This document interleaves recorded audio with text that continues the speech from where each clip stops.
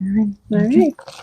Welcome to Broom Talk, the podcast where witches, healers, and magic makers gather to share their journeys, their magic, and their truths. I'm your host, Priestess Mellisa of Enchanted Dragonfly, inviting you to take a seat at the Broom Circle because the real magic is in the stories we tell. So let's stir the cauldron and speak the spell. So I have another magical being with me today. So tell us your name and your business name.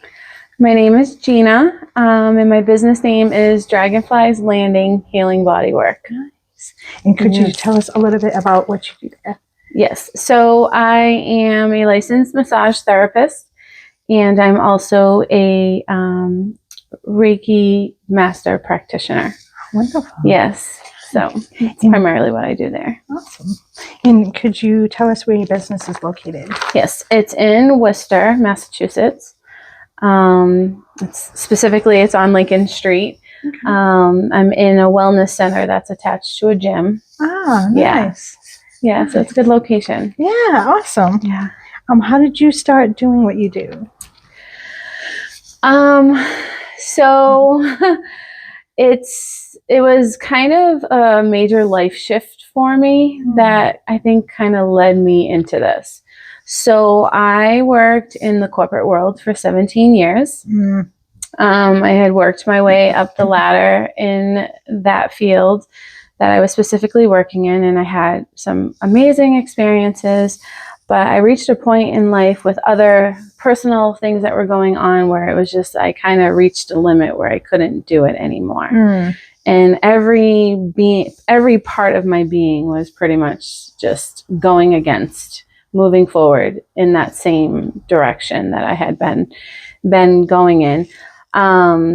So I had a friend who was kind of helping me through some personal things, and she was a master, a Reiki master, and she had mentioned to me, like, have you ever considered those things? Like, if going into those types of things, I could see you doing it. And I was like, and I didn't really know much about it at the time. But I leaned into it for my own personal healing.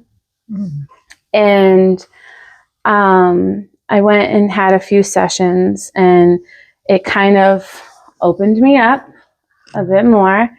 And then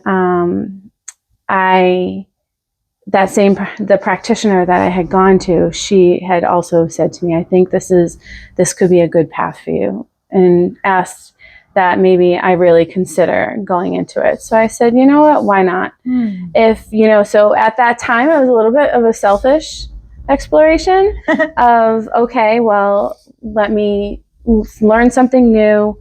And if it's been helping me with somebody else doing it for me or with me, then I think I could possibly even do this for myself and take it to another level, because I was going through major transformation internally, and it did help me through some of the most difficult times of my life, of just going through kind of the shadow work that I needed to go through, and then as I got more and more trained in that, the more I was feeling that my corporate job was just not, it was just not it. Was it paying the bills? Absolutely. But it just wasn't working for me anymore. Every day was just bringing me down more and more. So an opportunity presented itself where I could make an exit, and I did. But I then went into another corporate job for a little while, mainly because I needed to pay my bills in the reality of it all. But that's when I was thinking maybe I should go into massage therapy and see if that could be something to explore, and maybe create some additional openings for me down the road as far as just changing of careers. So I went through massage school, and as I was going through massage school, it was probably one of the toughest years of my life. As I was applying myself to learning something new, I was going through some major personal transformations, through relationships, friendships, and then even with myself. and taking, that really deep look in the mirror and saying, okay, what is it that I need to change in my life? Not just from a career aspect, but from really excelling me to where I need to be and where I should be. And as I was going through massage school, it really kind of was like the lights were just coming on, like, okay, you're going in the right direction. And I got out of that program, and I was actually maybe a week before I graduated, I quit my corporate job. And I said, oh, I'm doing this.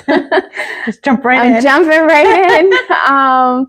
I was scary as hell because, of course, I was going from a very stable setup financially to a very unstable. But it was just everything was saying do it. So I did it. Nice. And I opened up my own business. I went and worked in another location and just kind of excelled from there. Nice. Yeah. Awesome. Well, congratulations. Thank you. Yeah, that's not long easy story short, but yeah, that's or maybe not a long easy story, for but sure. no, it really wasn't. And but it going through that when I did, I think really just helped me mold who I was and where I wanted to be and how I could help others. Everybody was always seeing it in me, the ability of doing that. But I never was truly seeing it in myself. Even in my corporate job, I had leadership positions and everybody would, tell me how great of a job I was, but I never truly saw it. So there was a lot of that like self-recognition that I had to do to really get myself to a position where I felt like I could really help other people. Right, because sometimes if you don't have that confidence, how do you feel like you can't help the other person? Exactly. Right? Yeah, right. Yeah. Yep. What type of practitioner are you? So, I mean, I guess the way I see it is I just see myself as I could say healer, but sometimes I get a little too wrapped up in that because I feel strongly about how we self-heal more than anything. So I'm really just a conduit to that. Nice. That's the way to put it. So even in the massage aspect of it, sure, I'm doing manual manipulation of the body and helping them to heal, but it ultimately comes down to them and their body, their lifestyles, and so on, to really get themselves where they need to be. I'm just trying to help get them there. The same thing with the Reiki. I'm just a conduit. I'm not doing anything. I'm not infusing you in any way. I am just trying to help you out and do what you can essentially do on your own. Very true. Yeah, very true. And sometimes we don't look at that. Sometimes we're too inside the box. Yes. And to the point you made even about me, about the belief, it's just believing. Sometimes you need that little nudge. You need that, that little voice in your ear or whatnot, just telling you like, you're capable. Yeah. You can do this. And then, start really opening yourself up to it. Yeah. Self-belief and confidence, self-confidence is huge. Absolutely. Yep. So what's your spiritual origin story or an awakening moment? My awakening moment was, I think, when I was just really deep in the trenches and realizing that one, I did. Be true to myself here. Needed some help that not necessarily anyone in the physical realm of my surrounding could give me, even though I did have a lot of supportive people in guiding me and helping me and all that. But there was more leaning into my beliefs and honestly, I think my grandmother, who passed away, was the one that truly helped me through. She was the one I called for. She was the one that I felt most present with. And she gave me all the signs that I needed to just keep me going in the direction that I needed to go through. And I think that then opened up my eyes to a lot more. That it was strange. I tell people, I was like, I feel stronger with my grandmother. My relationship with my grandmother feels stronger now than it did when she was here in the physical form. I can see that. Yeah. And she was the one that my whole life, she always made this comment of, "You're so special, Gina." And she would just like, and if I just would be like, yep, grandma, yep, okay, I get it. Like, you know, and she would do that. No, you are so special. And I didn't understand really what she was saying until I had to lean into, you know, what is it that makes me special? Why did she think I was so special? And like calling into like, and she dropped all those messages that helped me understand that more. And I think that's where more confidence came. That's where the awakening came of where I actually could have the ability to really and truly help people in the way that I'm now doing that. Awesome. So yeah, I mean, little bit of a nudging from the beyond. Exactly. Yeah, exactly. Sometimes we need that. Yes. Yeah. Absolutely. And she gave it to me, and I mean, she would have gave it to me in physical form, but she definitely gave it to me in the spiritual form, and it was exactly what I needed, because it opened up my belief system even more. Not that I didn't have it before, because I did, but it just widened it like for another me, and perspective, right, and helped me lean into that. And now it's a support system that I lean on daily. Nice. Yeah. Awesome. What's your daily spiritual or magical practice like? So I do a lot of my own Reiki. I will do it in my space, my studio space. I do cleansing. That's like my go-to. I primarily use Palo in my services as well as at home on myself for cleansing. It's just something that seems to really connect and make me feel it's really doing what I need it to do. I do oracle cards. I have angel cards that I will, not necessarily daily, but when I feel called to it, or I feel I need that little extra help of understanding what's going on, what I need to be doing, or just try to bring me back to center. I'll definitely bring those tools out to kind of guide me from there. And then just other like affirmations that kind of come in and out. I do a lot of grounding because I learned the hard way that that's definitely very much necessary when working on other people's bodies. Especially if you like start to pick up on whatever's happening with them. Yes.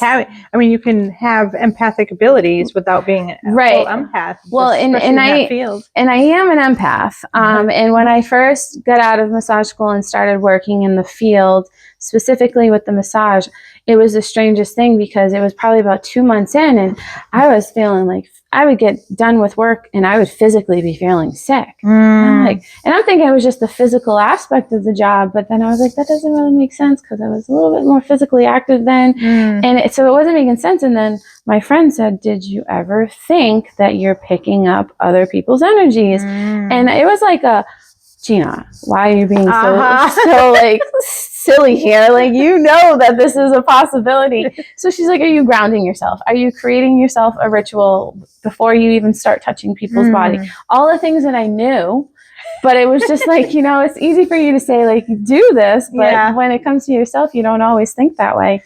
So I was like, probably not. And that's probably what this is.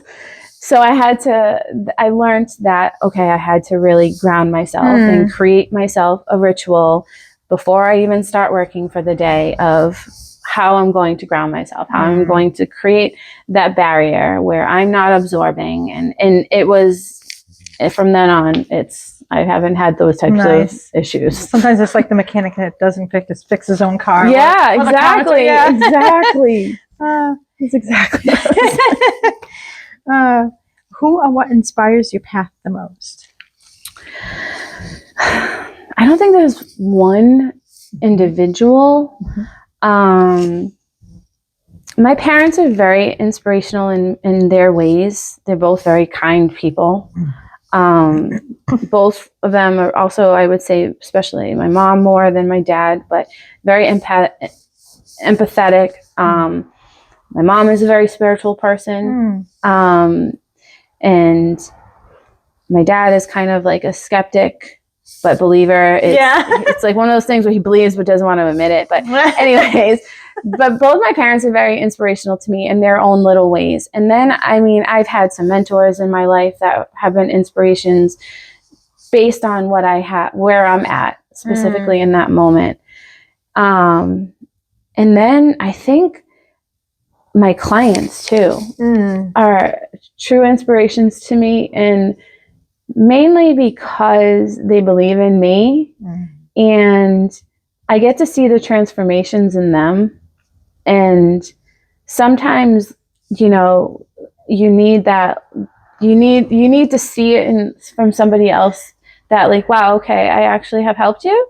And so that kind of is like, and they're an inspiration, but then I'm the inspiration. It's kind of like this exchange of like, okay, this is great. Like, so it's hard for me to say one person, but I feel that for different reasons, I have different people that do inspire me.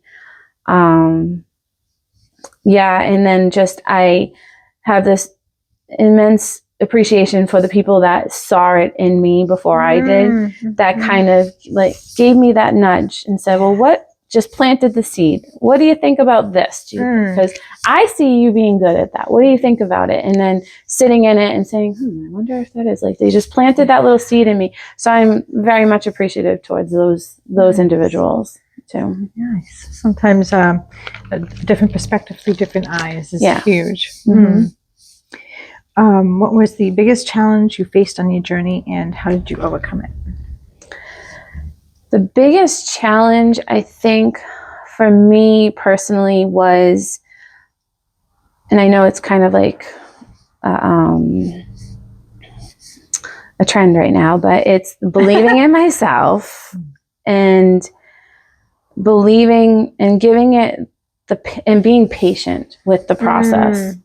Being patient with the process of all of the learnings, all of the pivots that had to happen, the financial changes of running and learning how to run a business. I can't downplay that. It's not easy running a business, even if it is just I'm a one-person shop that is just trying to make it. I think that's been maybe even like the utmost challenge, because when you're in the line of work of helping people, that's what your main goal is. But in the reality is you still have to live too. So I think it was kind of just that transition and creating the boundaries and figuring out or being okay with the pivots too. That was like a big thing. There was moments where I'm like, I don't think I can continue this. But then there was those like, then within a split second, it's like, what are you talking about? You're doing this. Like, there's no option. So I think those were the biggest challenges of just the learning to run the business and being able to also keep the intention there of what you're truly trying to do. Oh yeah, because you're trying to survive, but at the same time still working on your path or your mission or what have you. Right. Yeah. Right. Absolutely. And you sometimes deplete yourself in doing that. Yeah. So I think that's like, that's been my biggest challenge. Yeah. It'll get better though. Yeah. And I believe that. I do believe absolutely. That. Yep. What tools, methods, or spirits guide your work? So I do, I have a spirit team around me. I call them in for the silliest things. I lost something and I'll just say, and I don't know their names. I don't have that level of detail, but I will just say, my helper guide, please help me find, whatever it may be that I'm missing. And it always helps. Nice. So I have become such a firm believer of my spirit team and have leaned on them so much. I call them in practice. So when I'm working on clients, I will ask that my spirit teams support their spirit team. And and help them with whatever healing it is that they need at that time.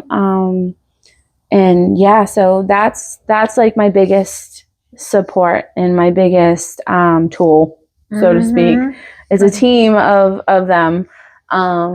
And they have helped me. You know, there's times where I'm working on a client and I'm just saying, just guide my hands. Yeah. Just guide my hands. And they do. Because at the end of the session, they're like, well, how did you find? I'm like, I can't explain it. It's just my hands were being guided. Yeah. Nice. So, yeah. That's awesome. How do you stay energetically protected and grounded? So like I mentioned, I have created myself a little ritual that I do before I start working on people. And it is essentially just calling in my guides, asking for the protection, creating that invisible bubble around me, grounding myself, as far as planting some roots and all of those types of things that I do quickly. And I find that the more that I've done that, the less I have to actually like stay in that physical, okay, this is what we're doing. And like, calling all that. It's just like, okay, everybody here. Yep. Okay. We're good. Let's go. Yeah. So with the practice, I think it just now comes in with the little bit of a, okay, I'm here, like, and boom. But that's like my biggest thing, I think, is creating that. And then even at home, I sometimes have to do that. You know, life isn't always easy. The world we're living in is definitely also not the greatest at times. So I have to sometimes remove myself from things to protect myself, like turn the noise off. So at night, I might also sleep to certain frequencies.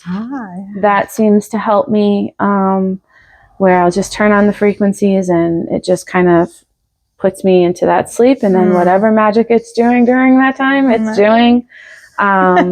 So those are, I guess that's like another tool that I would use is music, and just the high frequencies and such. Nice. What is one common misconception about your craft or your work? So I think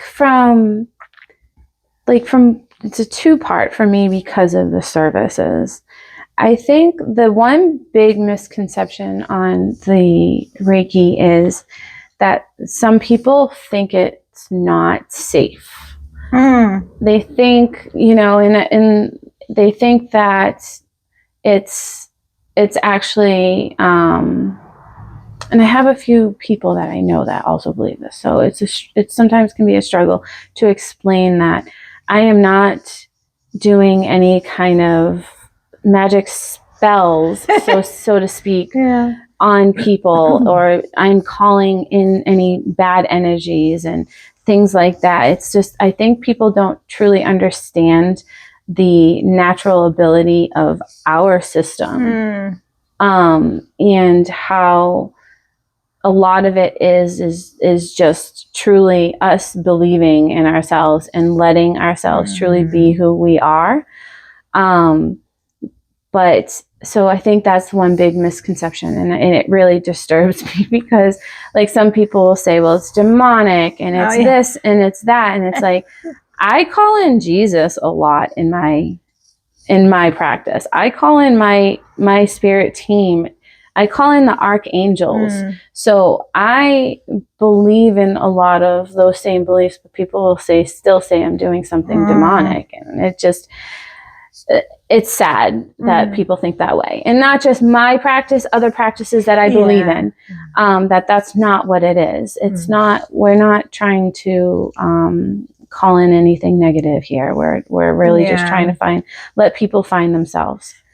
I find that in my experience, a lot of people will say that it's evil or it's the devil or negative if they don't have an understanding of it, right? And they don't take the time to understand it or even learn about it and see. And because you can't see your chakras unless you have aura photography, which you literally could see them there. True, right? But it's there. It's like all our points. Like everybody has them, even animals. It's fascinating. I love that. And like I have this when people like bring that to me, I tend to try to explain or put perspective into it, and saying how, you know, back in the days of Jesus and stuff, it was all about belief. He used to always say, like, I'm not a healer. Like, you can do this. Anyone can do this. And he sent his disciples to show people that. And I feel like that was him just saying, believe in yourself, because you can self-heal. And us as practitioners are just, like I said before, that conduit to help people believe that, like, you can do it, and to help really put them in that state of belief that, okay, I'm here. Gina's laying her hands on me.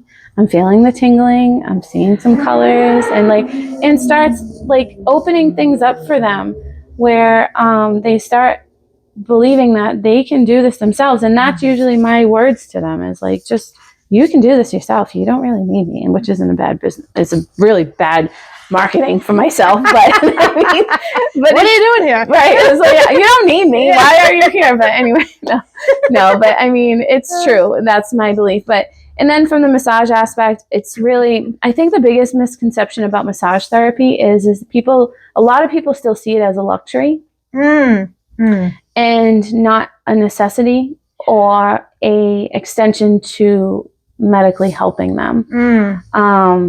So I think that's like that I would say that's probably the biggest misconception outside of the obvious.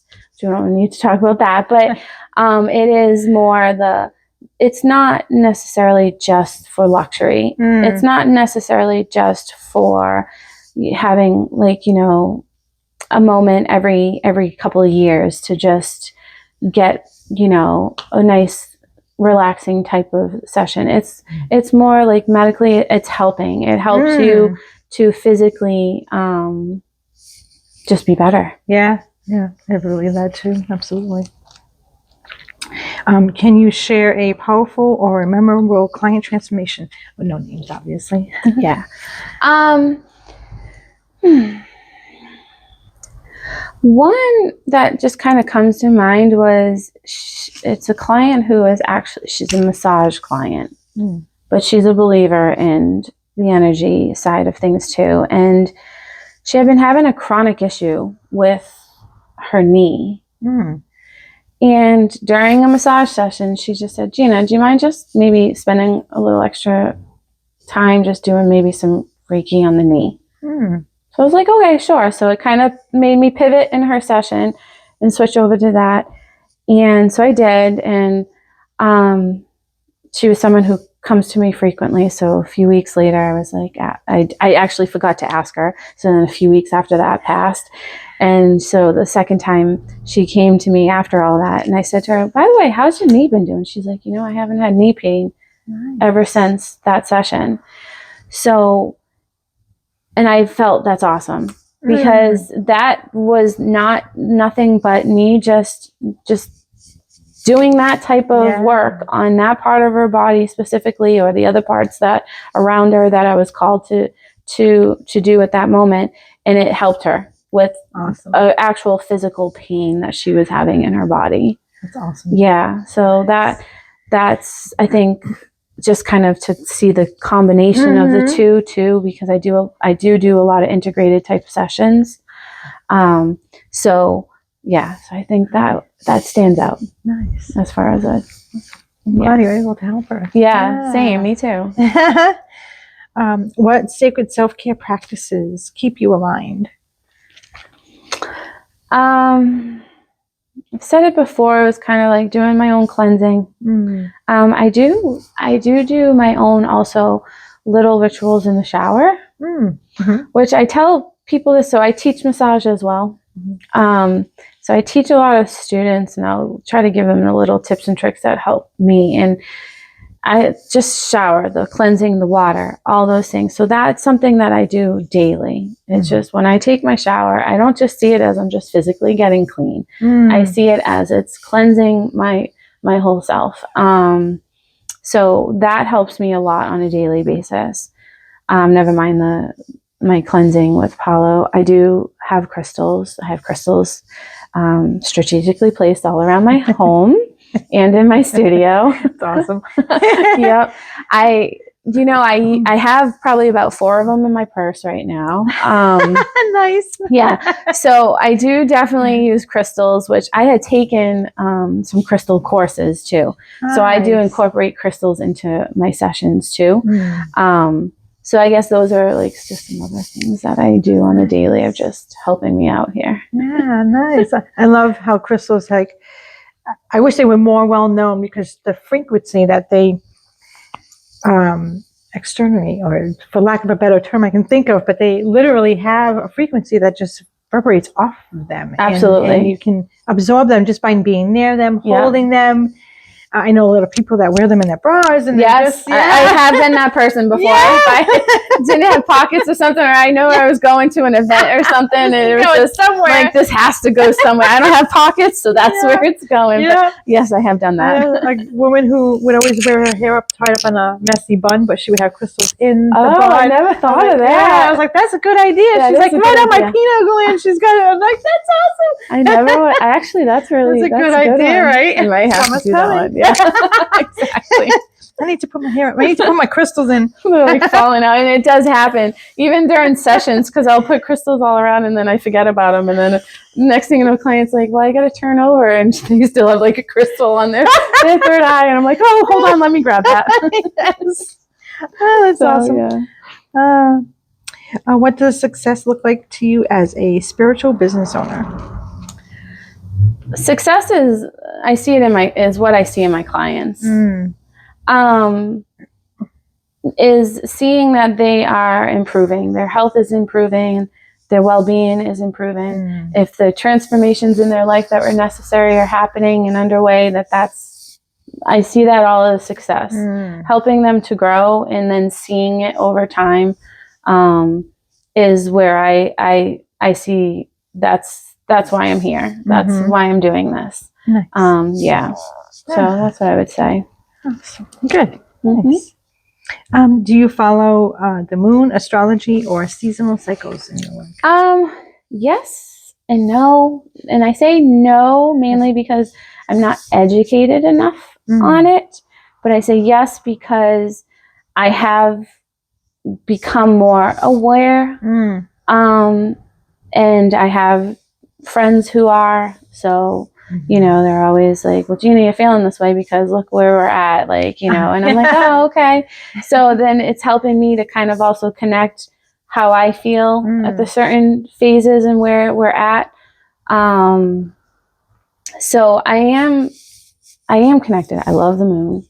I am one of those people where it's like, look, the moon. Yeah. And no matter what phase it's in, it's like, oh, the moon. Yeah. So I am connected to it. It's just more learning that I think I need to do to understand it more. Yeah, they all can be a definite rabbit hole. Well, that's true. Because there's different avenues too that you can go into with it. Yeah, so still learning on it, but it's definitely of interest and of use. Nice. I think you'll enjoy it more as you learn more. Yeah. What's something you wish more people knew about energy work, divination, rituals, what have you?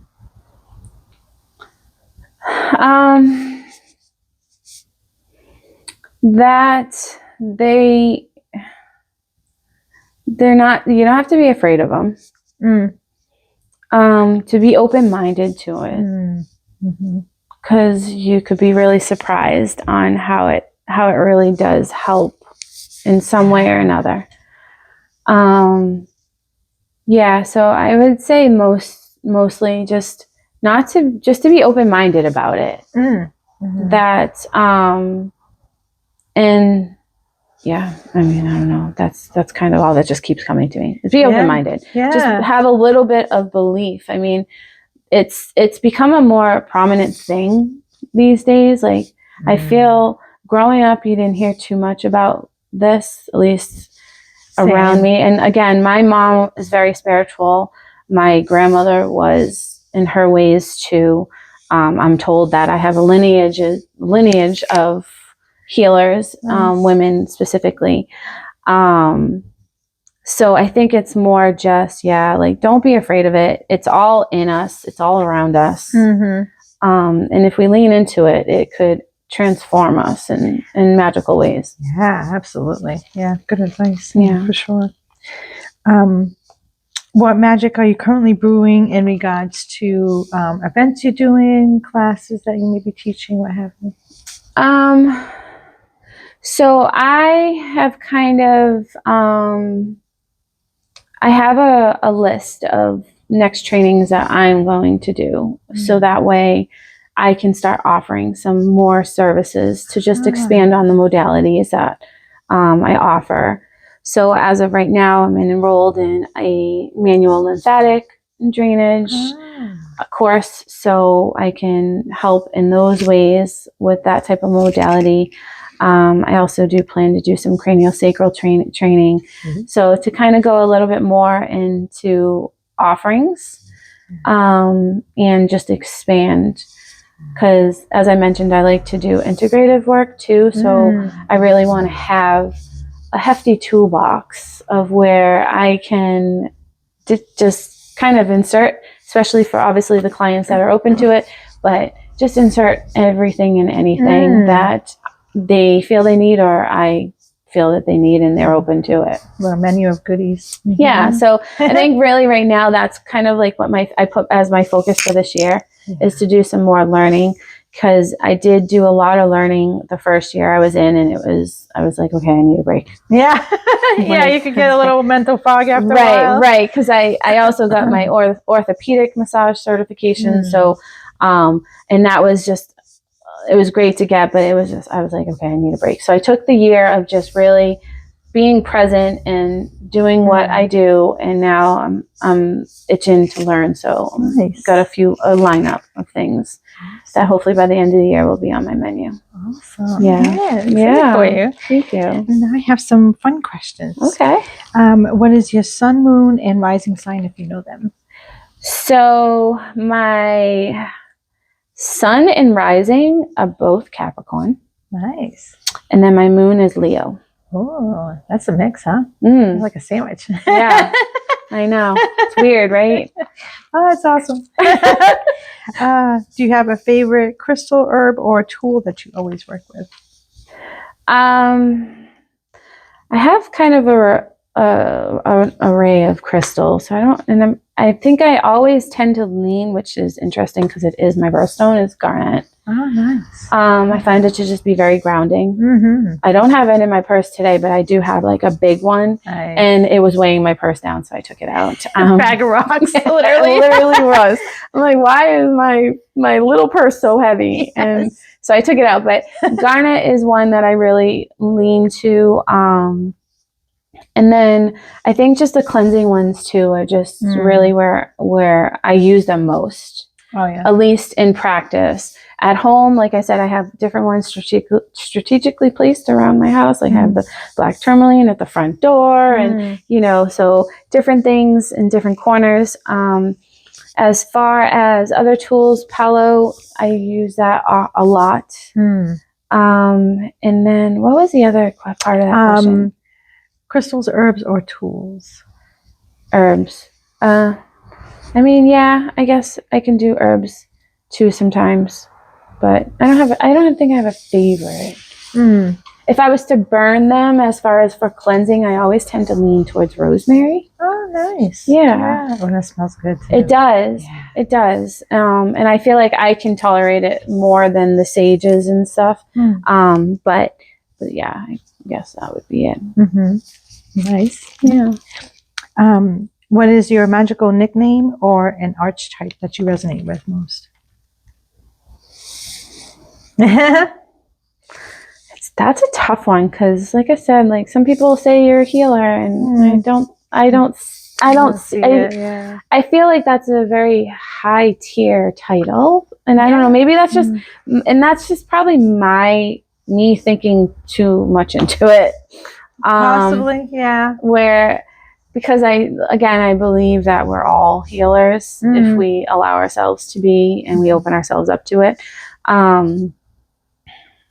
So that's really a hard one, because I don't know. it's like, I don't know, titles have always been a weird thing for me too. Yeah, that's all right. Like a label. Sometimes it can feel like a label. Like you're like, all right, now I'm gonna live up to this label. All this Yeah, maybe that's what it. And maybe that's what it is. Even with the healer, because it's like that seems like I said, top tier. Like I don't know. Like, do I want to be there? Like, no, and I do, and because that's really what I'm in this for. So I guess that would be the closest one that I resonate with, and the conduit. Like, nice. So that's like probably another one, because that's, you know, how we learn. Even like when I was going through my learnings, and it's like we're conduits. We're not like touching the body, and we're infusing our energy into their energy. And I think that stuck with me too. That I am just someone here to help you. Yeah. Nice. Yeah. Nice. Tea or tincture? Tea. Tarot or runes? Tarot. Cauldron or candle? Candle. Nice. If your spirit guide had a voice, what would it sound like? I've always thought that the voice would be, it's a woman's voice, but it was a more like deeper tone to it, but also peaceful. Okay. So it's like almost like very grounded, but peaceful or sweet, maybe more peaceful, I would say. But yeah, and it's always a woman's voice. Nice. Yeah. I whenever I hear a story about that, I always picture like, well, what did they look like? What was their path like before? You know, were they human before? Were they in spirit form? Well, and I've had the experience of dabbling into that, of like what is around me through sessions with mediums and such. And I have been told that I do have a female that walks with me, and they had me go through a practice, and they were like, well, if you were to envision her, what would you envision her like?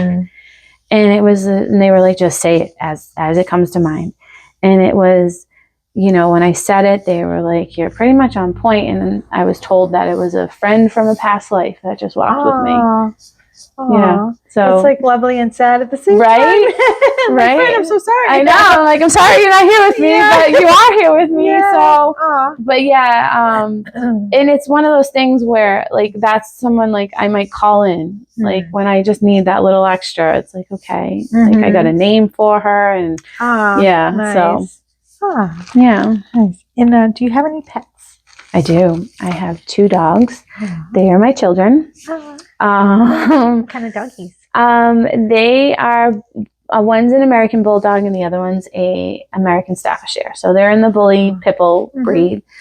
My oldest one, he is my soul dog. He's a special one. He came into my life during those times, and he was, I think, that one thing that just kept me going, because when I didn't want to get up in the morning, he made sure I had to, because he had to go out and he had to get fed. And not only that, he is truly my companion. He's my confidant. He's everything, you know, like. And my other one, she is too, but she's younger. She's more rambunctious and chaotic, but overly sweet. And I was once told that I was going to have a boy and a girl. I don't have any of my own children, but I have a boy and a girl dog. So I'm like, specific on the species. They right? weren't.